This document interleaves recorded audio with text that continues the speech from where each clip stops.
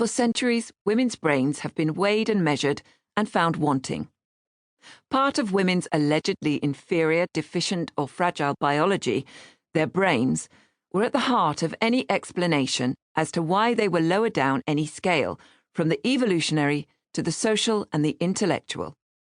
The inferior nature of women's brains was used as the rationale for frequently proffered advice that the fairer sex should focus on their reproductive gifts and leave education, power, politics, science, and any other business of the world to men.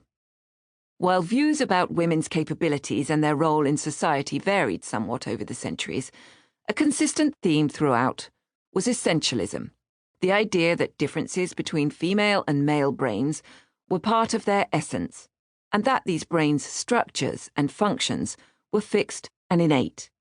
Gender roles were determined by these essences. It would be going against nature to overturn this natural order of things. An early version of this story starts, but unfortunately does not end, with a 17th century philosopher, François Paulin de Labarre, bravely questioning the alleged inequality of the sexes. Paulin was determined to have a clear-eyed look at the evidence behind the assertion that women were inferior to men, and was careful not to accept anything as true just because it was how things had always been, or because some appropriate explanation could be found in the Bible.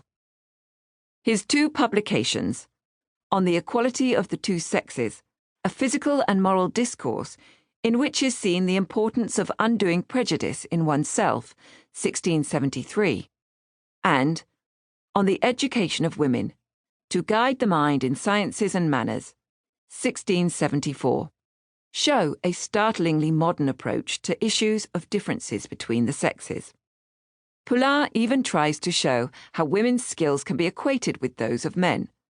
There's a charming section in his treatise on sexual equality where he muses that the skills required of embroidery and needlework are as demanding as those required to learn physics.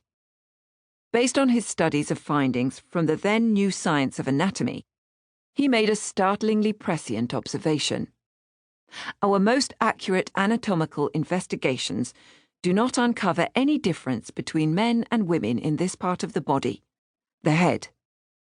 The brain of women is exactly like ours. His close examination of the different skills and dispositions of men and women, boys and girls, drew him to the conclusion that, given the opportunity, women would be just as capable of benefiting from the privileges which were then only offered to men, such as education and training. For Paulin, there was no evidence that women's inferior position in the world was due to some biological deficit.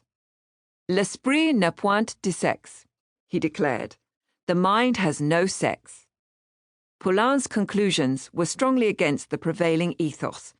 At the time of his writing, the patriarchal system was firmly entrenched. The separate spheres ideology, with men fit for public roles and women for private domestic ones, determined a woman's inferiority, necessarily subordinate to her father and then to her husband, and physically and mentally weaker than any man.